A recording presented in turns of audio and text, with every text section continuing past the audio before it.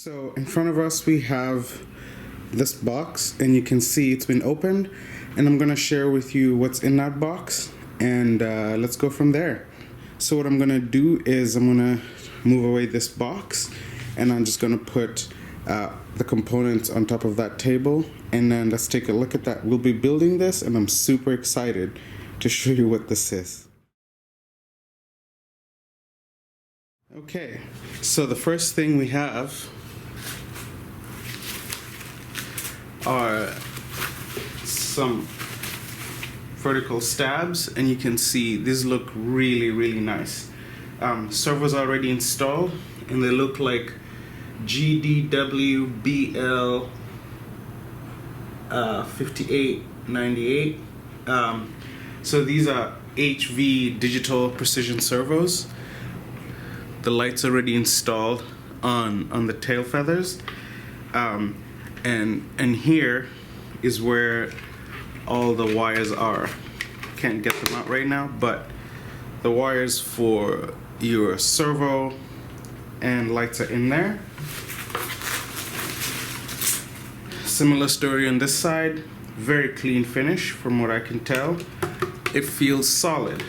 You also have a light right there as well, and the same story. Your connections come out the bottom. There's also one more plug for the light. Looks like it attaches via a screw that goes in there, and this is how it sits on the airframe. So far I'm pretty impressed. Next up is our stabilators, elevators, horizontal stabs. So really nice scheme, one team, one mission. The paint job is pretty good from what I can tell. It feels nice and solid, and it looks like it's a key lock mechanism. So you can see there's a slot on your on the elevator or stabilator, and then a spot here where it locks. So that's kind of neat. Very nice, very solid construction. Let's take a look at the second one. It's probably the same, so nothing too much to say there. And you can see that paint job. It's pretty clean. Everything looks really nice. And then again, you have that slot. And this is, it feels like very stiff metal with your slot there. And again, the paint job is pretty flawless. So, super excited. So we're gonna set this down.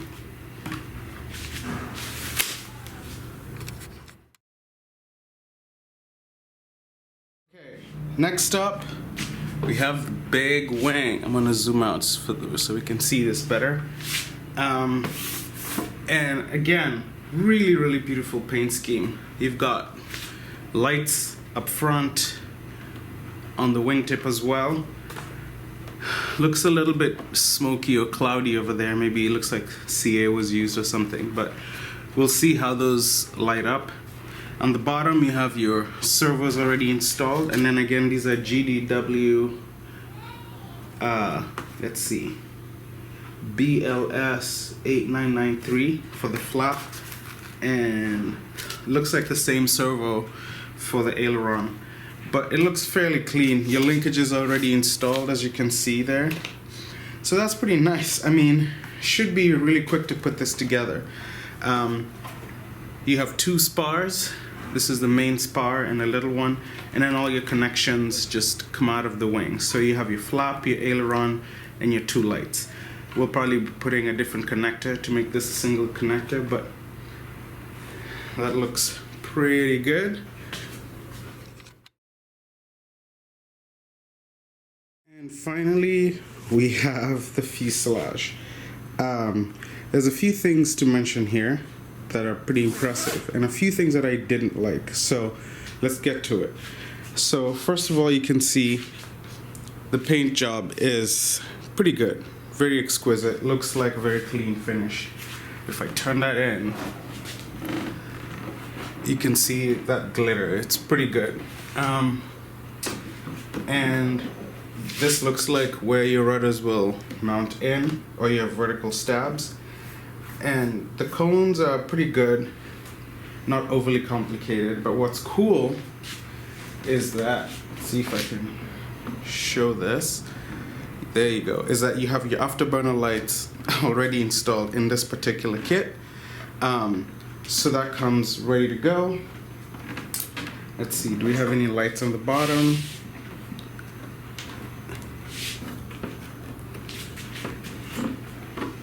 Yes, there is a strobe at the bottom. Let's zoom in on that. You can see that right here. So there's at least a light on the bottom. You have your afterburner lights and your gear are right there. And what's cool about this jet is that the gear are electric. So you can see the struts sitting in there. So you have your gear electric retracts. The doors are servo operated. I'll show you when I flip this over. And that feels pretty smooth.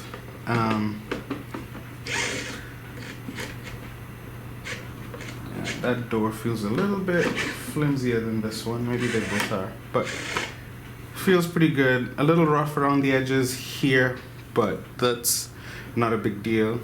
I don't expect it to be straight, but just noting a few things. Looks like we have servo hatches right here.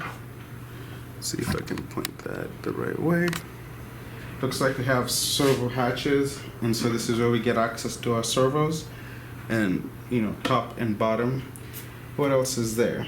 Paint job is pretty good. I'm pretty impressed with that. So let's move to the top side. So on the top you have your air brake, and that air brake is servo driven. You can see the servos right there. It is a HVGDW servo, so that's pretty good. And let's pull off the hatch. And close this down. And pull off the hatch. And this is where I start to get just a little bit, you know, not thrilled.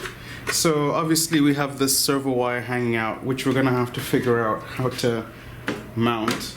So we'll probably do a system where like this just mates into like a spot right here when the servo hatch is closed. But so that's one of the things. Not a big deal, not overly bad, but you know, if this were somehow integrated, that would be nice. But it isn't. It's not a big deal. Let's set that aside. In here you have your hardware package, basically your UAT, your tubing, some 3D printed bits for your battery connections. XT30 looks like, sorry, XT60. This jet came with a UAT, which is nice. Velcro straps for your batteries.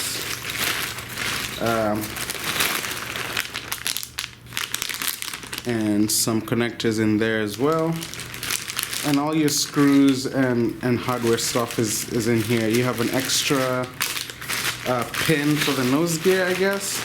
I believe these are JP gear in here, so let's take a look at that. Yeah, so that right there looks like an extra pin for the JP nose retract. So here's where things start to get a little bit less desirable for me, but I don't think it's a big deal because I can fix it, but it'd just be better if it was differently done. So let's start with the formers. So in here we have 1, 2, 3 formers, and these just feel really, really skinny to me. It is a smaller jet, but I'm thinking about strapping a 140 in here. So I think I'll be beefing these up. They just don't feel like they are strong enough especially for a jet that does not have a cross brace. And it's fine. I'm sure people have flown this, but this is just my opinion. The second thing that I'm thinking about is the placement of these tanks. The reason I don't like this as much is because the tanks are forward, way forward of the CG. So the wing on this jet goes from right around here, maybe to around here. So I'd expect CG on the swept wing to be somewhere in this neighborhood. So if you look at the distance from here to where the tanks are, it's almost maybe, I don't know, 8 inches. To the CG of the tank is definitely a good foot. And so maybe that's not a problem. I imagine that they tested this and it works just fine.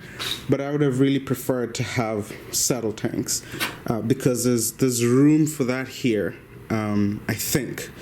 I might even make that mod myself and just have saddle tanks sitting here on the CG. So that's one of the things that I didn't like. The pipe is pretty clean, pretty good pipe, nothing unusual there. It's been mounted on very stiff bars, so that's good. I really like that. The AirX construction in here is also pretty good, and the way the servos are mounted, pretty good. I have to say though that one advantage of having the tanks here is that this space is really open and everything is really accessible, so that's good. Now let's go to the second reason why I kind of dislike my tanks in the front, is because of this. So with the tank sitting up front, you can see that this jet doesn't have any ducting going from the intakes all the way to the turbine. And part of that is because, well, the tanks are sitting right here, and so there's no really way to get that ducting in. And in all honesty, this gap and this gap's probably enough for 140. The air is gonna get in there. It's not gonna be clean, but that's maybe not a problem. So I would have liked to have ducting in here, just to keep that airflow clean. But again, it's not a big deal. In here you can see your wiring bundle. So everything is installed. Your light controller is right there, and that's the Baja Hobby light controller.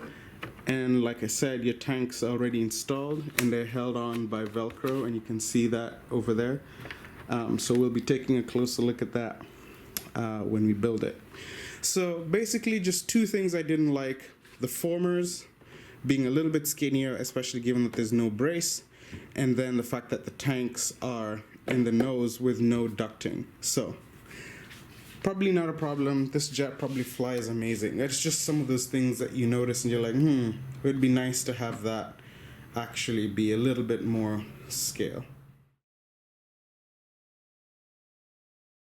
Okay, last but not least, we have the nose section, and you can see the canopy is already glued sort of into one piece, so nothing there. It looks like a pretty decent glue job, like nothing's falling apart, so that's awesome. Let me set that down here for a second. And then we have our nose section. So the paint job is really good. The decals are a little bit large, but that's okay, it's not a problem. It feels really solid. Your nose gear is already installed, and it's an electric retract. So you can see that in there, your electric retract. The gear door servo is already in there as well. And yes, that nose light is right there, so you can see that. So nothing look ugly or annoying about this. Looks like it'll work really well. And that's the nose section, and obviously your wiring comes out here, and there's 4 spots where screws or bolts will go in to hold the fuselage to this piece, this nose section. The final piece of the package is the cockpit. So the cockpit is pretty decent. I mean, from being honest, The detail is impressive. You can see all the little buttons in there, the little seat belts that are neatly done. Mine had a little bit of a crack. You can see that right here. It's not a problem. I tried to repair it. I probably banged it up on my way back with the jet, because I remember when I actually got the cockpit, it was in pretty good shape. So this is probably just my fault for transporting it. But fiberglass sort of tub here, that's really nice, and 2 screws to hold the seats down. At first glance, doesn't look like it sort of quite fits. And the reason that you can see that sticking up like that is because of the landing gear. But I think what's going to happen is that